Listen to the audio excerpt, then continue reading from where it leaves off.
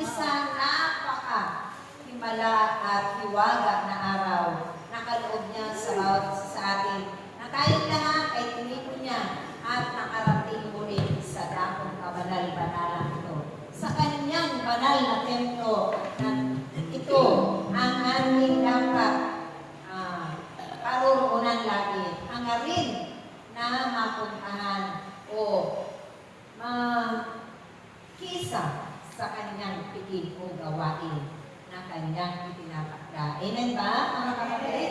Tingin natin ito at ipanalangin na lagi tayong makadalo sa kanyang tipanan lugar.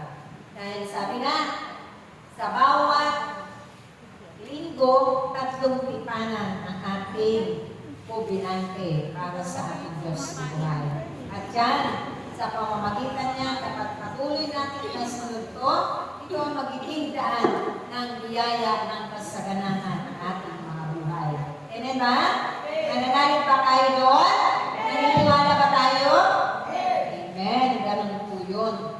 Isa ito sa pamamaraan na mangyari para tayong lahat ay kanyang pagpalain. At ibuhos ang kasaganahan. Ilayo sa mga salot at karamdaman, sa mga kahirapan, kamalasan sa buhay, at iba pa ng mga suliranin. Dahil siya lamang ang makakalutas ng lahat ng yan, siya rin ang makakatulong sa lahat ng iyan. Wala nang iba. Amen? So, tayo po ay handa na ba makinig ng ipinadala ni Amang Yahweh sa hapong ito? Handa na ba tayo makinig?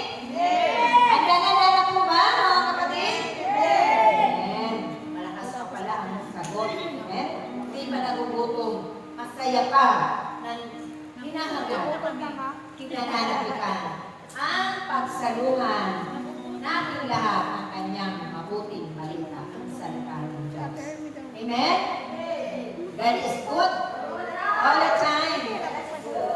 Praise the Lord now and forever. Amen. Diba? Sa hapong ito, tayo ay may mga activities na ipabilang senior na itinalaga ni Amang Yahweh at tagapaglingkod, pinili at pinirang. Subalit, dapat huwag natin itong panghinawaan. Sikapin natin ang bawat isa sa atin na masunod natin yung ubinante. Tayo ay nanumpa, hindi sa ating punong lingkod, sa ating kapwa, kundi tayo ay nanumpa sa Diyos na makapangyarihan sa lahat.